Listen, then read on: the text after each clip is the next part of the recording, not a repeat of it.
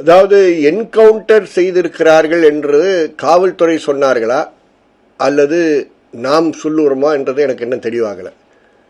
ஏன்னா நான் எனக்கு வாய்ப்பு கிடைக்கவில்லை. காவல்துறை அதிகாரிகள் யாராவது பேசி இது ஒரு என்கவுண்டர் நாங்கள் செய்தோம் என்று அவர்கள் சொன்னதாக எனக்கு காதில் படலை. அப்படி ஏதாவது பட்டிருந்ததுன்னா இது என்கவுண்டர் கிடையாது. காரணம், என்கவுண்டர் சாவுன்றது மோதல் சாவுன்னு சொல்லுவோம். சாதாரண மக்கள் புரிஞ்சுக்கிறதுக்கு மோதல் சாவுன்னு சொல்லுவோம். மோதல் என்பது ஆயுதம் தாங்கி இருக்கக்கூடிய இரண்டு பார்ட்டிகள். ஒரு பார்ட்டி காவல்துறை சார்ந்தவர்களாக இருப்பார்கள், இன்னொரு பார்ட்டி குற்றவாளிகளாக இருக்கக்கூடியவர்கள். ஆயுதம் தாங்கி பணியில் இருக்கக்கூடிய காவலர்களை தாக்குதல் நடத்துவதற்கான முயற்சி எடுக்கக்கூடிய நேரத்தில் தங்களை பாதுகாத்துக் கொள்ள வேண்டும் என்ற காரணத்திற்காக காவல்துறை வேற வழி இல்லாமல் அவர்கள் பயன்படுத்துகின்ற ஆயுதங்களில் அவங்க பயன்படுத்துகிற ஃபோர்ஸை விட அதிகமான ஃபோர்ஸ் பயன்படுத்த வேண்டிய ஒரு சூழல் ஏற்படும் பொழுது அவர்கள் தன்னை உயிரை பாதுகாப்பதற்கு வேற வழி இல்லாத நேரத்தில் சுடுவார்கள். இதுதான் மோதல் சாவு என்று கூறுவார்கள். நான் ரொம்ப யதார்த்தத்தில் சொல்றேன், தயவுசெய்து ஏதோ கிண்டலுக்கு சொல்றேன்னு நினைச்சிட வேண்டாம். ரொம்ப யதார்த்தமா இதுதான் மோதல் சாவு. இப்ப இந்த சூழல்ல காவல்துறையுடைய கஸ்டடியில ஒருவர் ஒப்படைக்கப்பட்டிருக்கிறார். சிபிசிஐடி விசாரணை செய்து கொண்டிருக்கக்கூடிய வழக்கு. ஆகவே நான் பிரிசியூம் பண்ணிக்கிறது என்னன்னா, சிபிசிஐடி போலீஸ் தான் அவரை நீதிமன்றத்திலிருந்து கஸ்டடி வாங்குறாங்க. இந்த 11 பேர் கஸ்டடியை வாங்குறாங்க. இந்த 11 பேரை 5 நாட்களுக்கு கஸ்டடி வாங்குறாங்க. அப்போ ரொம்ப பொறுப்புடன் சிபிசிஐடி இவர்களை கஸ்டடியில் வைத்திருக்கக்கூடிய ஒரு சூழல் இருக்கும். பொதுவாக ஒரு கஸ்டடியில் எடுத்துக்கிட்டோம்னா அவரை முழுமையாக பாதுகாக்க வேண்டிய பொறுப்பு, அவர் உயிருக்கும் உடமைக்கும் எந்த பிரச்சனையும் ஏற்படக்கூடாதுன்றதுலாம் பாதுகாப்புடன் போலீஸ் கஸ்டடி எடுத்துட்டு போவாங்க.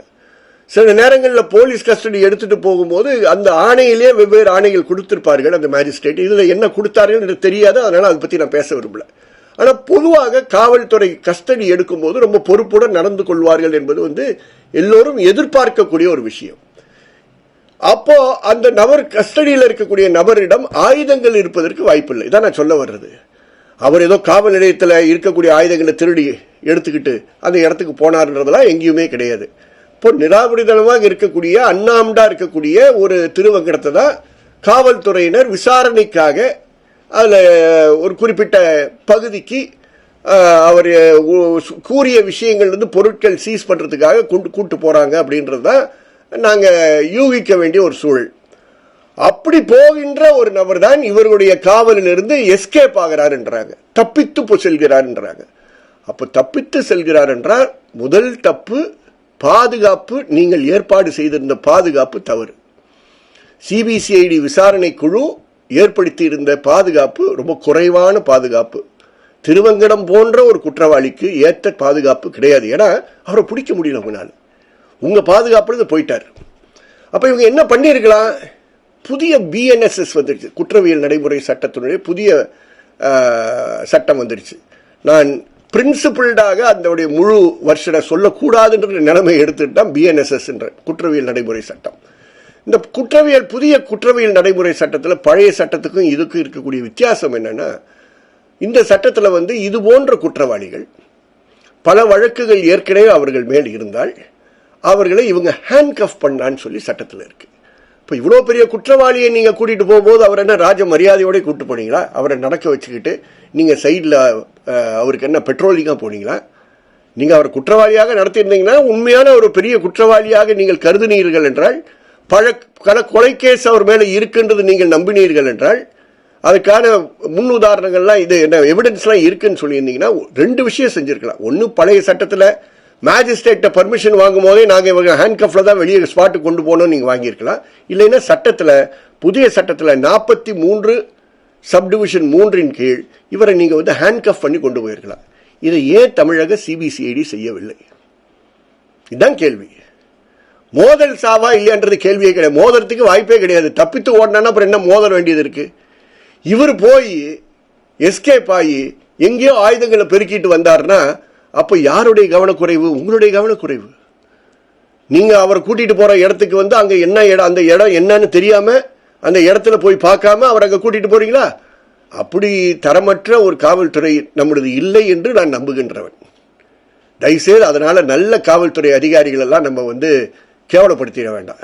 அந்த வழக்குல அவங்களாதான் சரணடைஞ்சிருக்காங்க. ஆமா, சரணடைந்தவர்கள் எப்படி ஆயுதத்தை எடுத்து தாக்கி விட்டு தப்பிக்க முயற்சி இல்ல, சரணடைஞ்சவங்க வந்து நீதிமன்றத்தில் சரணடைஞ்சிருக்காங்க. நீதிமன்றத்தில் சரணடைஞ்சவங்களை வந்து காவல்துறை கஸ்டடி எடுக்கிறாங்க. அதனால அவங்ககிட்ட ஆயுதம் இருக்க சான்ஸ் இல்லைன்ற நான். இது இப்போ காவல்துறை என்ன சொல்றாங்க, நாங்க போன இடத்துல ஆயுதங்கள் இருந்ததுன்ற மாதிரி பேச்சு அடிபடுது. இது வந்து நான் ஏனோ விசாரணை நடத்தி நான் சொல்லவில்லை, இது பொதுவாக அது மாதிரி சேனல்ஸ்ல வர்ற செய்தியை வச்சுதான் சொல்றேன். அதனால இது மோதல் சாவுக்கு வாய்ப்பே கிடையாது. இது வந்து கண்டிப்பாக இவரை சுட்டு இருக்கிறார்கள். ஏன் சுட்டார்கள், யாருடைய ஆணையில் சுட்டார்கள் போன்ற விஷயங்கள்லாம் இனிமேதான் வெளியே வரும். இது வந்து தமிழக காவல்துறைக்கு ரொம்ப கெட்ட பேர் வாங்கி கொடுக்கக்கூடிய ஒரு கொலை. மோதல் சாவுன்னு தயவுசெய்து பயன்படுத்தாதீங்க. இதுல மோதலுக்கு வாய்ப்பே கிடையாது. இவ்வளவு கவனக்குறைவா என்னுடைய சிபிசிஐடி இருக்கும் என்று நான் யூகிக்க மாட்டேன். இதுக்கு பின்னாடி என்ன அரசியல் இருக்கு, யார் இதுக்கு காரணம் போன்ற விஷயங்கள்லாம் கண்டிப்பா விசாரிக்க வேண்டும். அரசியல் கட்சி தலைவர்கள் அமைதியாக இருக்க மாட்டார்கள். தலித் அரசியல் கட்சி தலைவர்கள் பேச வேண்டிய நேரம் இது. அவர்கள் போய் எல்லா கட்சி தலைவர்களும் வெவ்வேறு பின்னணியில் இருக்கக்கூடியவங்க எல்லாம் இதுக்கு குடும்பத்துக்கு போய் ஆறுதல் சொல்லிட்டு வந்திருக்காங்க. இவங்கெல்லாம் இனிமே அமைதியாக இருக்க வேண்டிய சூழல் இருக்காது. ஏற்கனவே சிபிஐக்கு கொடுக்கணும்னு சொன்னாங்க. தமிழக காவல்துறை இதை நல்லா விசாரிக்கும் சொல்லி வாதம் எடுத்து வைத்தார்கள். அந்த காவல்துறை தன்னுடைய கஸ்டடியில் இருக்கக்கூடிய ஒருவரை சுட்டு கொண்டிருக்கிறார்கள் என்றால் யார் எதை மறைப்பதற்கு சுட்டிருக்கிறார்கள் என்ற விஷயத்திற்குள் இறங்க வேண்டியது இருக்கும். நாங்கள் இன்னும் அந்த ஆய்வெல்லாம் செய்யவில்லை. ஆகவே அதெல்லாம் பேசுவது சரியாக இருக்காது. இது ஒரு மோதல் சாவுன்னு தயவுசெய்து பயன்படுத்த வேண்டாம். இது சுட்டு கொல்லப்பட்ட ஒரு வழக்கு. சென்னை மாநகர காவல் ஆய்வாளர் பொறுப்பேற்ற அருண் அவர்கள் வந்து ரவுடியுடைய பாசையில் எல்லாம் புரியும்படி நடவடிக்கை எடுக்கப்படும் ஒரு சொல்ல வச்சிருந்தார் சார். நான் கூட காலையில் வந்து இது வந்து அருண் கமிஷனர் போலீஸ் தான் இதை செஞ்சிருக்காருன்றது சொன்னால் அது தப்பு.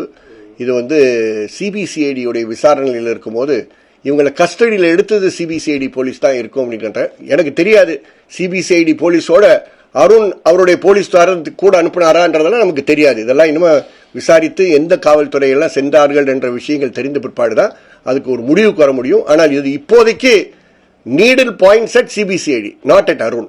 அதுக்காக அருண் யோகியமானவர் சொல்ல நான் ரவுடிஸ் எல்லாம் ரொம்ப கடுமையா நடவடிக்கை எடுக்கிறேன்னா சட்டப்பூர்வமாக நல்ல நடவடிக்கை எடுங்க.